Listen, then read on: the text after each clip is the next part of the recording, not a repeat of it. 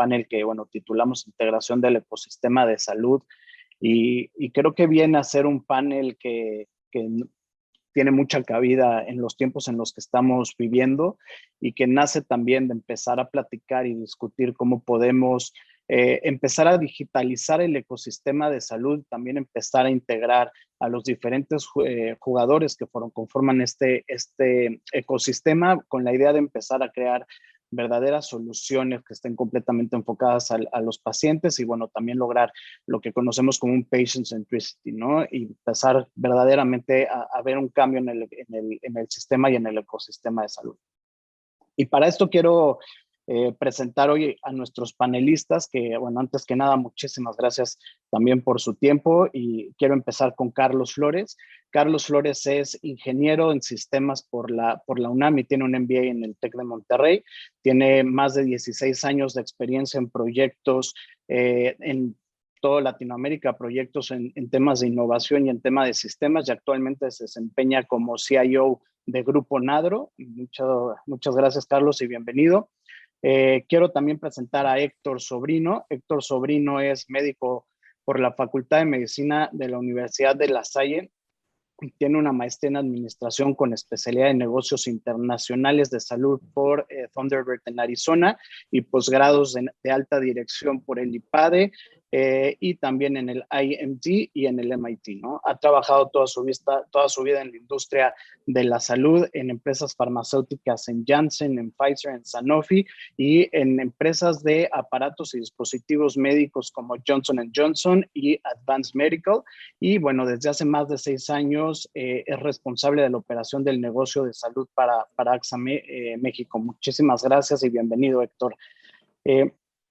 Y por último, quiero presentar a Jesús Díaz. Jesús Díaz es ingeniero en sistemas computacionales y cuenta con una maestría en administración de tecnologías de información, ambas por el TEC de Monterrey en el Campus Monterrey.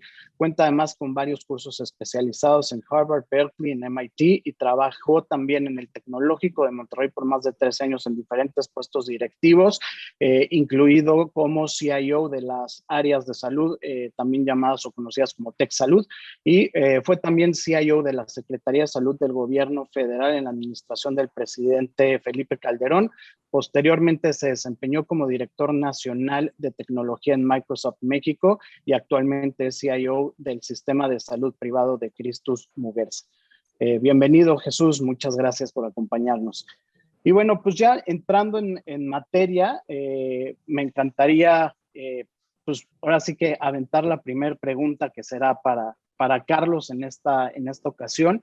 Y básicamente la pregunta es, ¿cómo podemos desde la digitalización obligada ahora por pandemia y bajo este contexto comenzar con la integración del ecosistema de salud y cuáles serían los beneficios de contar con un sistema de salud que esté completamente integrado y por supuesto digitalizado?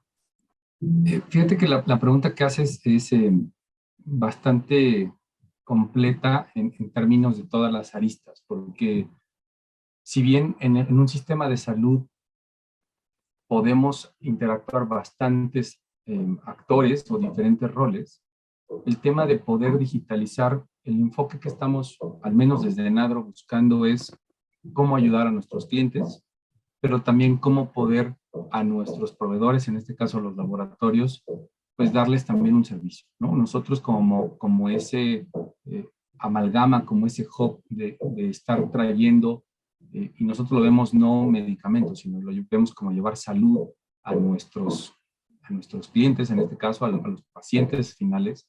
La digitalización, lo que estamos buscando es esa reducción de tiempos, esa reducción de fricciones, porque cuando estás buscando objetivos por silos, típicamente te lleva a perseguir tiempos diferentes, controles diferentes y no el poder realmente permitir, en este caso, al paciente o al consumidor una fricción menor, realmente una atención a lo que están buscando, que es un padecimiento. Y nosotros lo que estamos intentando es reducir tiempos en todo lo que se pueda, desde el alta del cliente, desde la resolución de una partida abierta porque esto pueda permitir llevar más medicamentos, en este caso a las farmacias, entender los nuevos lanzamientos de los laboratorios. Entonces, estamos buscando que ese sea nuestro driver en general para la digitalización, la reducción de tiempos, y con eso que las fricciones o cualquier padecimiento alrededor de, pues obviamente sea menor, ¿no? Y entonces el servicio realmente percibido y obtenido por todos los actores, pues sea de lo mejor que se pueda en términos que la tecnología no sea una limitante. Y estamos aprovechando para redefinir también procesos que sean menos burocráticos, procesos que sean menos tardados y avisar correctamente, oye, me voy a tardar 2 días, pero cumplirlos. Me voy a tardar 3 días, pero cumplirlos. No decir, me voy a tardar 5 horas y terminan siendo 5 días, que eso es justo el gran problema que hemos percibido al tener procesos muy manuales o procesos que físicamente todavía involucran firmas, papeleo. Con pandemia, pues la gente está en casa, entonces antes a lo mejor en el edificio era más fácil, pero ahora trasladar un papel para que se firme de una casa a la otra y regrese al corporativo, definitivamente no. Eso no vemos que por ahí sea el futuro de un sistema de salud pues, de primer nivel. Muchísimas gracias, Carlos. Héctor, desde tu perspectiva y experiencia, la misma pregunta, ¿cómo abordarías tú este tema de integración? Fíjate que la fortuna de haber pasado ya por tantas diversas empresas y de diferentes ramos me ha hecho llegar a la conclusión de que cada quien busca jalar agua hacia su molino. Y lo que quiero decir con esta expresión coloquial es, normalmente dentro de cada industria, dentro de la salud, porque dentro de la salud como industria hay muchos hilos y los vemos en que hay hospitales, hay médicos, hay farmacéuticas, hay distribuidores, hay aparatos, hay muchos jugadores. A mí me toca el rol de pagador en este, pero al ver que de veras son tantos hilos, una de las cosas que más complica, independientemente de digital, es que en realidad todavía no hay una forma de entrelazar los incentivos. O sea, cada quien de veras quiere hacer lo mejor posible para su negocio, para su parte dentro del proceso de salud de enfermedad, y el que los incentivos estén tan separados o que no estén dirigidos hacia el mismo punto.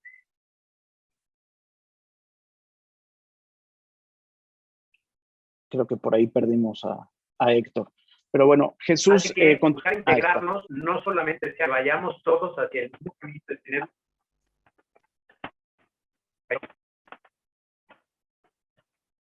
Creo que te estamos perdiendo un poco, Héctor.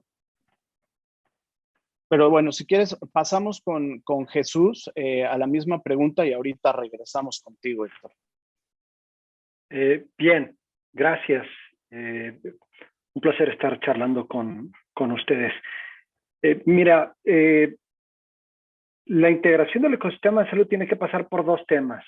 Uno es un tema técnico y el otro es un tema de motivaciones, ¿no? Que tiene que ver también con políticas públicas. El más importante y el más complejo, quizás, sea el que tenga que pasar por las motivaciones o políticas públicas, que es, tiene que haber un incentivo para que se integre el sistema de salud.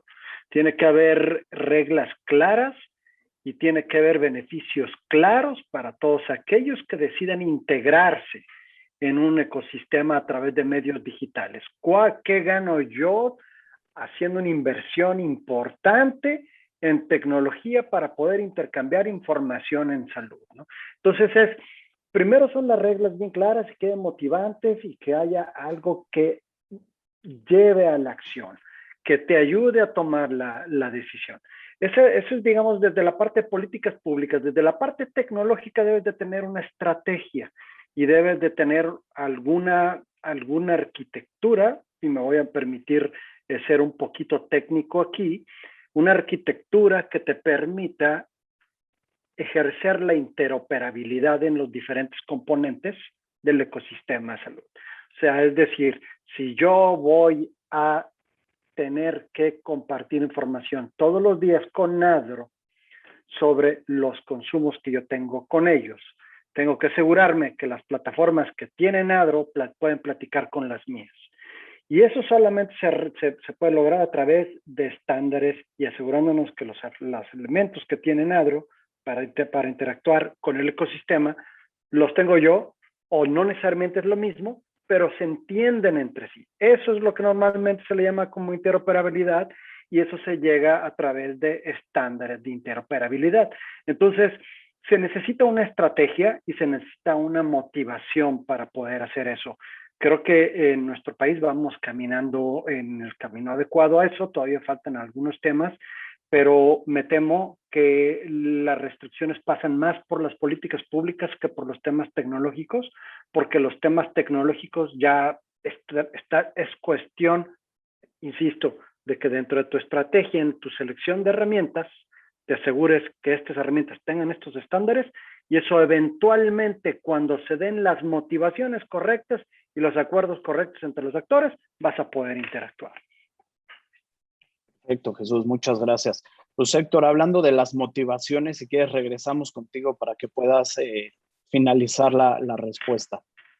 Claro, lo que platica Jesús es exactamente, yo creo que el punto, el que tengamos algún incentivo común para poder lograr el que nos convenga a todos interactuar dentro de lo que nos toca a cada uno dentro del proceso. Ahorita, por ejemplo, Jesús es responsable de Christus Muguerza, y es una cadena de hospitales que es fundamental para nosotros como aseguradora, porque ahí van los asegurados, y la comunicación que tenemos, a pesar de que es muy buena, pues normalmente estamos discutiendo sobre temas de precisamente falta de comunicación, o no es porque sea por mala decisión, es simplemente porque lo que para mí puede ser importante, para el grupo hospitalario puede ser no tan importante. O por ejemplo, con Alejandro en la distribución, para mí me interesan muchas cosas sobre cómo podría yo no mejorar mis costos necesariamente con la distribución y con la farmacéutica, pero probablemente en el markup que tienen los jugadores hacia arriba. Y ese tipo de comunicaciones se dan muy aisladas, no se dan como sector, sino es en el 1 a 1. Y entonces platico con Jesús, me pongo de acuerdo con Jesús, pero luego voy con otro grupo de hospitales que no piensa lo mismo, y entonces tengo que hacer exactamente lo mismo. En fin, si lográramos que los incentivos hacia el cuidado del paciente y tratar de, como dicen, estandarizar de alguna manera las normas sobre las que todos jugamos, eso sería lo ideal para entonces ya pensar en digitalizar lo que haya que digitalizar para poder entonces habilitar estos incentivos. Perfecto, muchísimas gracias, Héctor. Y bueno, hablando del paciente que mencionaban ahorita, justamente este tema, mi siguiente pregunta va muy enfocada a esto. ¿Cómo podemos lograr hoy en día tener un sistema de salud que sea mucho más inclusivo y enfocado en el paciente y en verdaderamente buscar cubrir las necesidades de estos pacientes? Carlos. Sí, mira, yo creo que uno de los puntos que ahorita ya se mencionó es que esas políticas sean claras, ¿no? Porque al día de hoy la gran mayoría de los padecimientos de nuestros más de 120 millones de mexicanos son cubiertos por el propio bolsillo. Entonces creo que el hecho de que esté restringido a que los pacientes sean los únicos que tengan que buscar las alternativas y que no haya algo a nivel de una cobertura que facilite, es una de las primeras barreras. En términos de esa cobertura también, pues de que no tengan que viajar tantos kilómetros para poder llegar al primer hospital, a la primera farmacia, y también democratizar un poco más ese tipo de accesos hacia las poblaciones, es otra barrera que vemos. Nuestra geografía es bastante grande, bastante diversa, entonces creo que el poder pensar que estamos cubriendo las principales ciudades no es suficiente, ¿no? Porque hay muchísima más gente por ahí y que necesitan, igual que todos, pues una atención, una cobertura, al menos universal o básica, ¿no? Y creo que el otro tema que mencionaba Héctor es bastante relevante, que es con respecto a esos incentivos. Entonces, el hecho de que los diferentes actores faciliten, ¿no? Y estoy hablando desde programas de lealtad, desde el acceso al hospital, desde que los precios o la variedad de productos sean lo suficientemente buena. O sea, el poder tener todos la intención de que realmente exista algo para atención a esos posibles 120 millones de padecimientos o de necesidades o de posibles pacientes, es lo más relevante, ¿no? Es lo más importante, porque así vas a poder hacer una segmentación, vas a poder hacer una propuesta de valor adecuada y que no sea solamente para ciertos niveles o para cierto tipo de público, dejando a otros tantos fuera.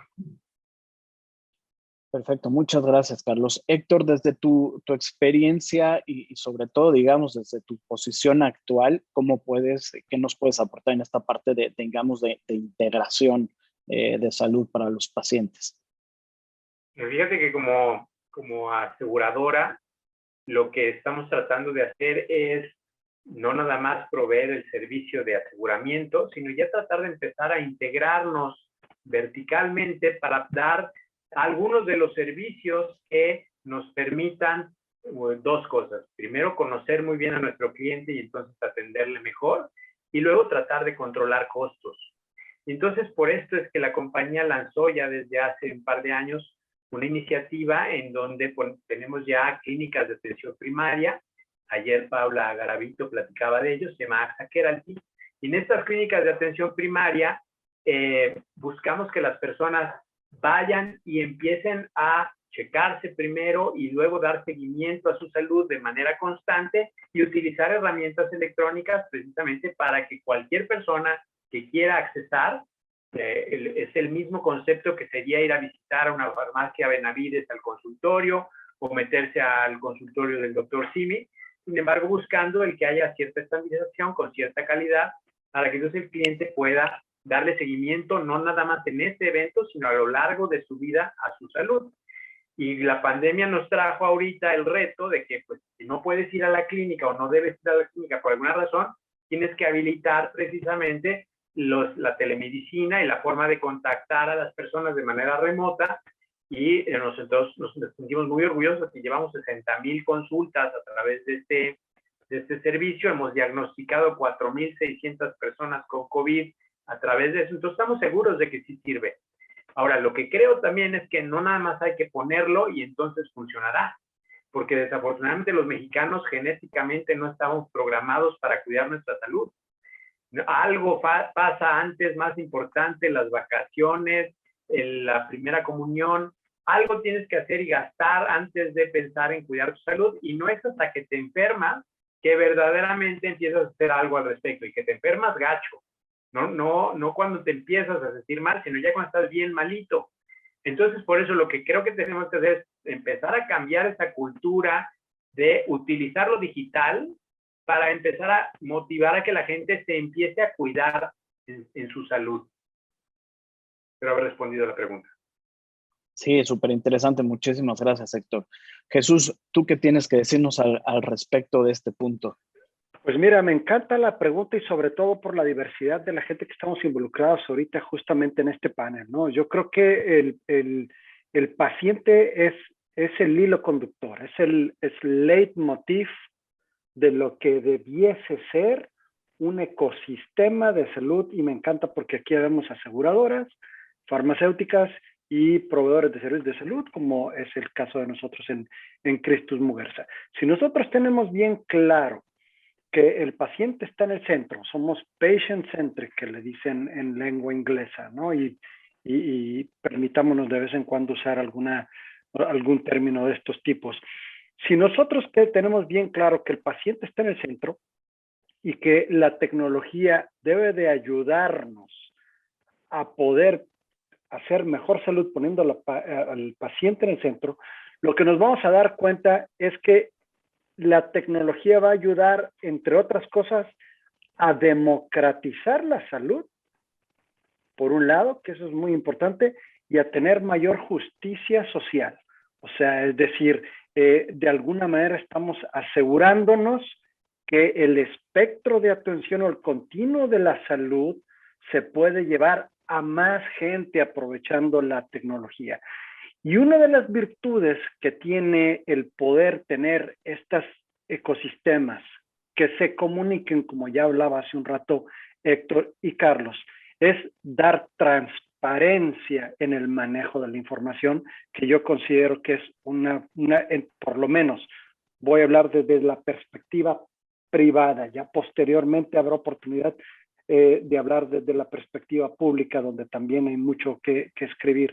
Pero desde la perspectiva privada, la relación entre los diferentes stakeholders, como los que estamos aquí sentados, es el tener el acceso a esa información de manera inmediata y de la manera más transparente, ayuda a construir un mejor ecosistema. Y lo único que nos va a ayudar y nos va a motivar, hablando de motivaciones de hace un rato, ¿no? O estos incentivos, va a ser el paciente.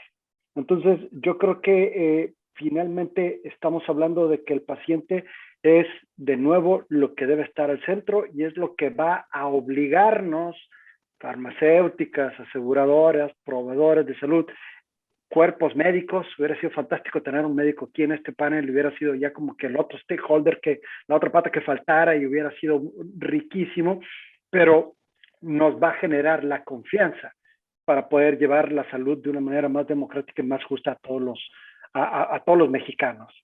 Quisiera quedarme un poco con esa idea. Perfecto. Bueno, y ahorita que hablamos justamente de este ecosistema de crecimiento, de inclusión, digamos, ¿cuáles son, desde su perspectiva, cuáles son estos factores claves para lograr este crecimiento, incluyendo también, y me gustaría muchísimo escuchar su punto de vista en temas de regulación, sobre todo cuando empezamos a hablar de paciente, de datos, de temas de integración de sistemas, a nivel regulación también, cuáles son, digamos, los puntos clave, ya sean barreras o ya sean, digamos, estos elementos que de alguna manera empiezan a detener un poco la velocidad, digamos, de esta integración del ecosistema, y cuáles serían, ¿no? Entonces, como para resumir, cuáles son como los aspectos de crecimiento clave, y desde el punto de vista de regulación me gustaría escuchar mucho su opinión. Si quieres empezamos, Carlos, por ti. Sí, mira, yo creo que hay muchos. Déjame centrarme en uno, que es el que nosotros estamos viendo que pudiera agilizar algunas cosas en términos de la receta electrónica o la receta digital. El simple hecho, como lo mencionaba hoy Héctor, que estamos en pandemia y que el poder tener una teleconsulta y yo no tener que ir o no tener que esperar a que me llegue una receta física y poderla después convertir eso en un medicamento y ya comenzar mi tratamiento, podría agilizar muchas cosas, ¿no? Simplemente. Hoy hay una regulación que medianamente está por ahí, ¿no? Habla de la norma 151, algunas cosas están escritas en la farmacopea, pero no está toda la claridad, no están todos los medicamentos, todas las fracciones realmente pues reguladas y amparadas por una firma electrónica en una receta electrónica. Entonces, eso, por ejemplo, nosotros es algo que estamos viendo, que creemos que debiera de poder revolucionar, que debiera de permitir que en una prontitud, al menos para el paciente, debiera de ser mucho más ágil, que desde el momento que se le receta algo de forma remota, de una telemedicina, pudiera él convertirlo muy rápidamente y en cuestión de horas poder tener ya todo, desde la consulta, la receta y el surtido de sus productos en domicilio, sin tener que salir de casa. Si eso lo llevamos a lo que mencionaba Jesús, del tema de los datos, pues definitivamente para los hospitales, las aseguradoras, el propio doctor, los laboratorios, todo el mundo estaría por lo menos sabiendo qué sucedió, si efectivamente hubo una adherencia a lo que es el tratamiento, si el paciente realmente evolucionó con ese tratamiento o no, si es un padecimiento pues más prolongado, entonces saber si las siguientes suministros o las siguientes medicinas también fueron los mismos o se intercambiaron con otros productos, porque ahí es justo en donde empieza a haber ese entendimiento de los padecimientos y que no se termina todo, dejando un padecimiento pues mucho más complicado porque no se siguió correctamente el tratamiento o porque se intercambiaron los medicamentos al momento de estar en el mostrador, en fin, y estamos hablando de solamente un tema que es la receta, ¿no? Y que con eso podríamos cambiar al menos en términos del paciente, una facilidad y una prontitud de lo que él requiere, porque ya cuando te duele algo, pues ya lo quieres inmediato, ¿no? Ya no estás esperando que pasen horas o días, sino que fuera prácticamente inmediato. Pero bueno, para poder agilizar todo eso, hay todavía cosas en términos de esa regulación que pues va en camino, ¿no? Pero todavía hay un trecho por resolver. Muchísimas gracias, Carlos. Héctor. Fíjate que yo creo que todos hablamos de centricidad en el paciente y ahorita Jesús lo decía, el centro de todo debe ser el paciente. Si lo pensamos así, desde mi punto de vista, y si no estoy hablando como aseguradora, es personal, hasta que no tengamos un expediente médico electrónico del cual todos podamos observar lo que tenemos que observar y tener acceso a lo que nos corresponde para poder darle servicio a un paciente, yo creo que está bien pelón que podamos encontrar una forma de integrarnos todos alrededor del paciente, porque lo que nos une es la enfermedad. Hasta que no se enferma una persona, ninguno de nosotros somos necesarios en este proceso. Mientras está sana, no nos conoce el paciente ni tiene por qué conocernos porque no nos necesita. Es solo hasta que se enferma. Y cuando se enferma y acude a un profesional de la salud, eso que debería quedar registrado y eso no está sucediendo. Y hasta que no quede eso de alguna manera regulado y que de verdad cada vez que vaya una persona con el médico tenga que haber una nota y que haya un expediente que sea auditable, que sea revisable, creo que estamos lejos de ello. Sin embargo, observo que eso ya empieza a pasar con los dentistas. No sé si les ha pasado, pero el dentista está haciendo notas todo el tiempo y está muy, muy interesado en tener sus récords bien. Entonces, yo creo que hay que seguir empujando el expediente médico electrónico a todos los niveles para que entonces eso sirva como hilo conductor, para que entonces todos los demás jugadores empecemos a tomar eso como nuestro punto de contacto único con el paciente. Ahora, como mencionaba, como hemos hecho ahorita varias compañías diferentes cosas, pues por buscar innovar, buscar continuar dando un servicio diferenciado en contra de nuestros competidores y a favor de los usuarios, de los pacientes, nos estamos metiendo con startups y con compañías que ya están haciendo de una manera desagregada todas estas funciones que anhelamos. Entonces tenemos ya muchos jugadores digitales, muchos jugadores digitales que al mismo tiempo piensan que su solución es la mejor y la única para un problema que es muy general. Si pudiéramos lograr a través de, por ejemplo, la Asociación de Empresas de Salud Digital, el que se observen todos estos proyectos, todas estas soluciones de una manera bastante clara, entonces yo creo que como sectores distintos podemos ponernos de acuerdo en cuáles nos convienen a todos con el fin de tratar de estandarizar.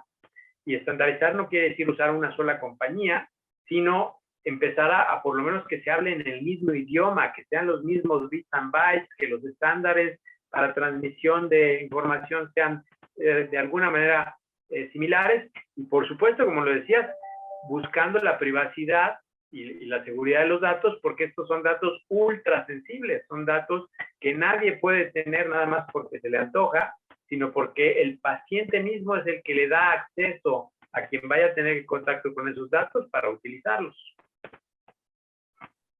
Muchísimas gracias, Héctor.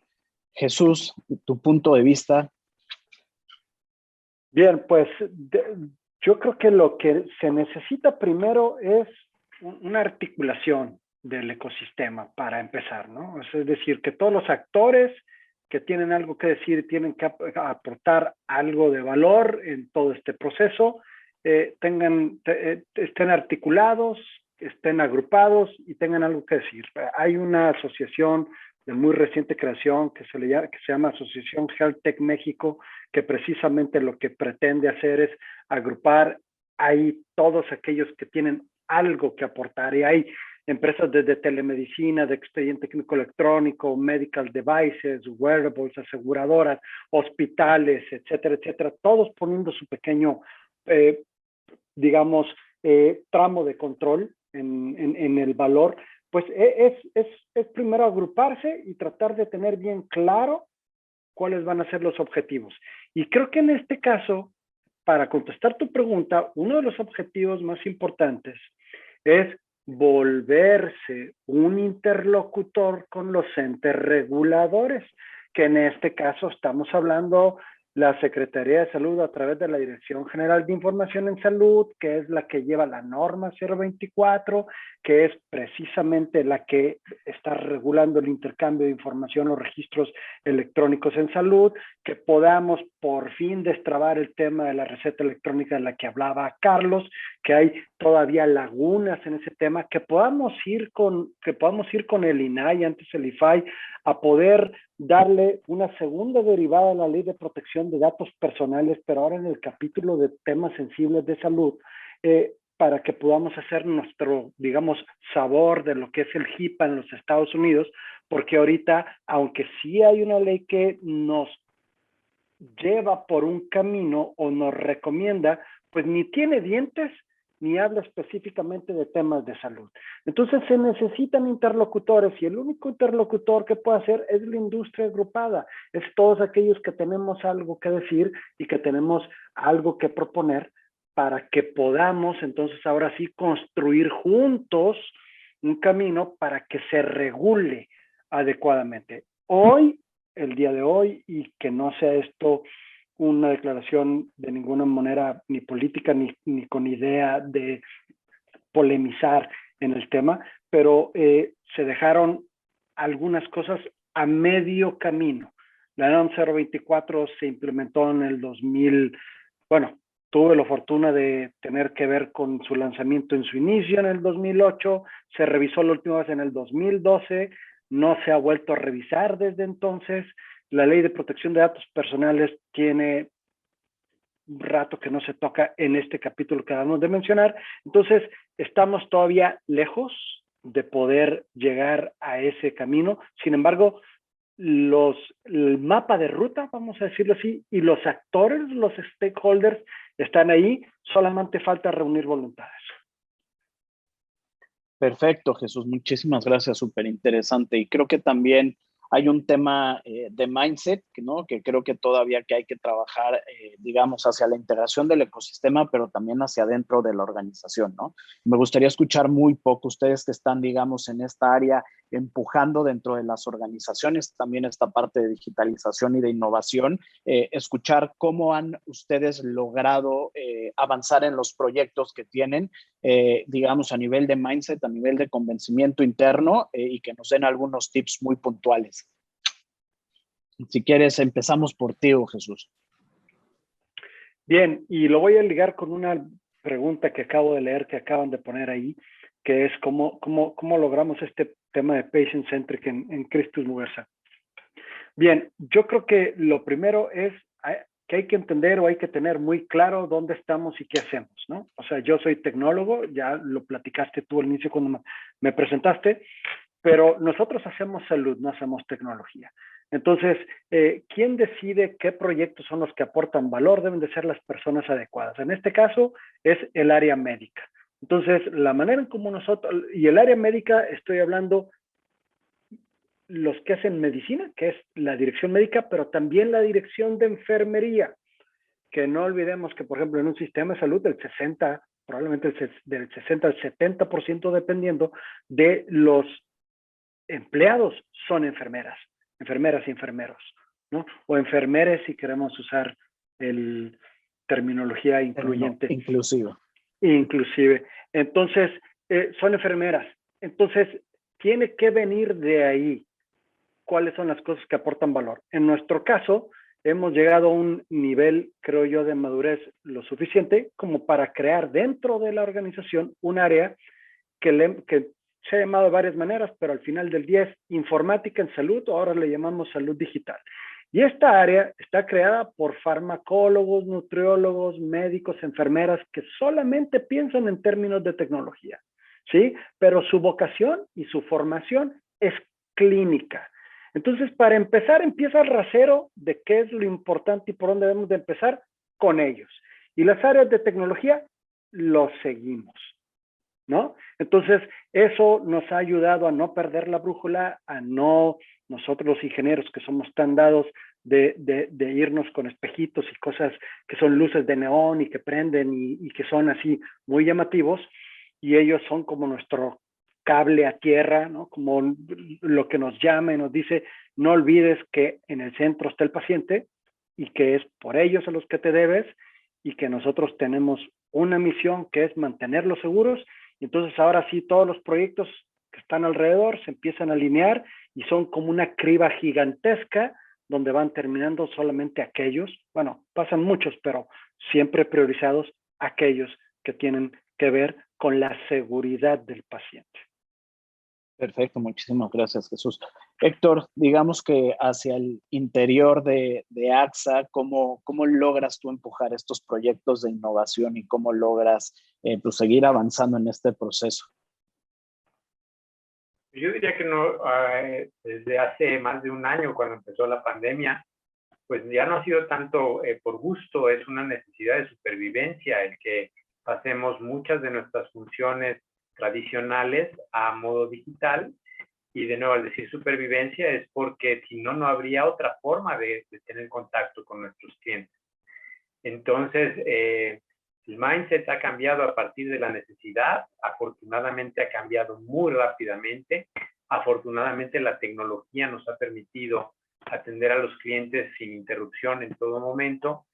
Y para adentro ha sido muy interesante el proceso también de digitalización, porque eso implica que nuestros mismos colegas trabajan desde casa ya en su mayoría, aunque eventualmente sí vamos a regresar a las oficinas de manera híbrida, pero la forma de pensar de nuestros colegas es que rinde más el tiempo, que tienen más oportunidad para concentrarse en ciertas actividades que antes la distracción natural de la interacción social tenía.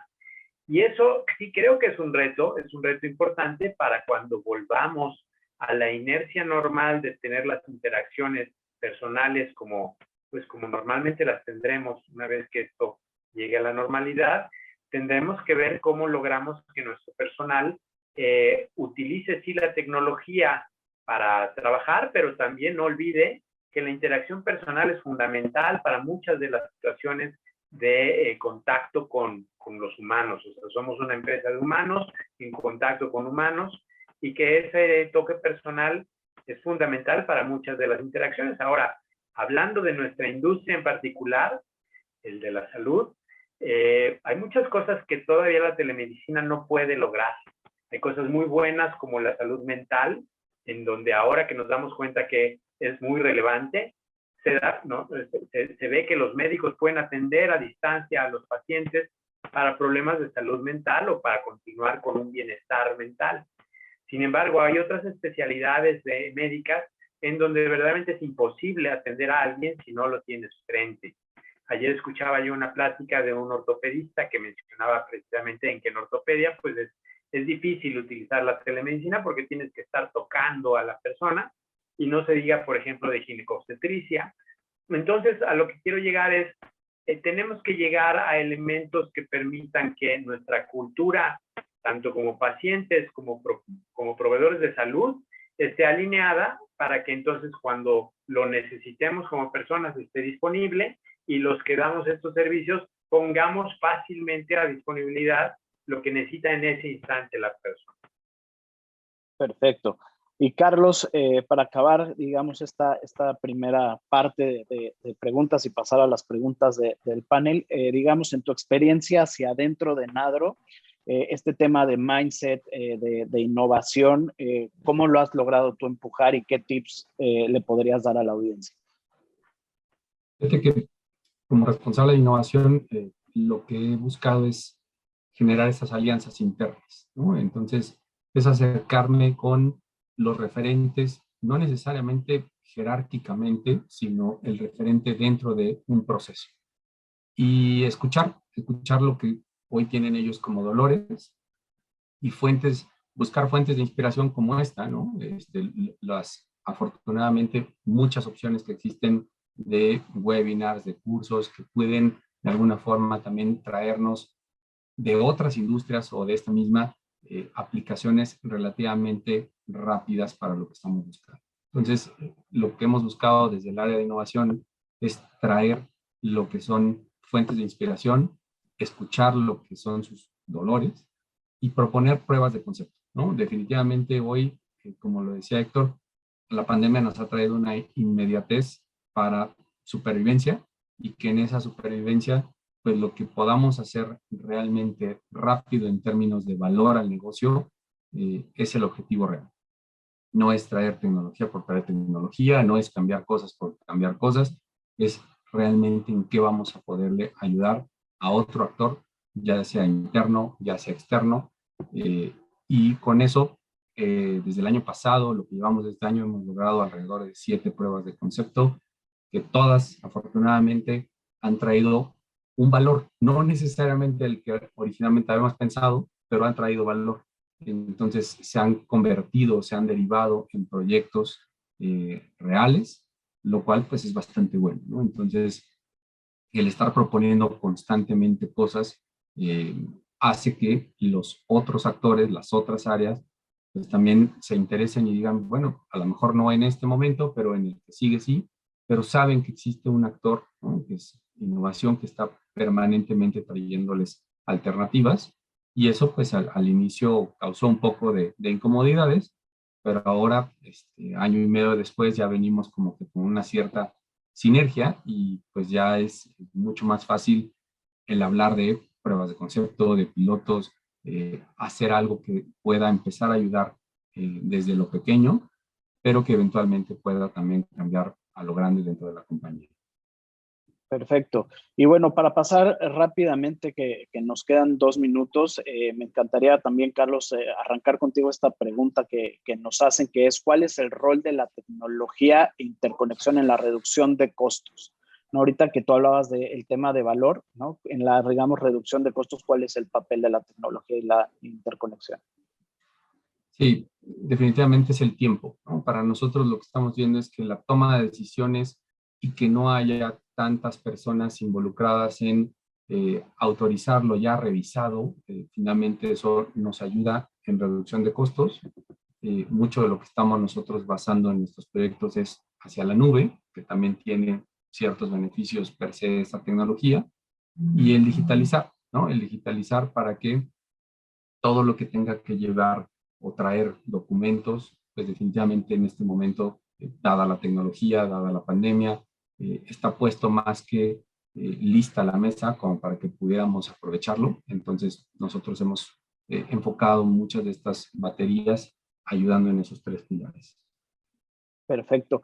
Jesús, no sé si tú quieras agregar algo a esta pregunta de la reducción de costos a raíz de tecnología e interconexión.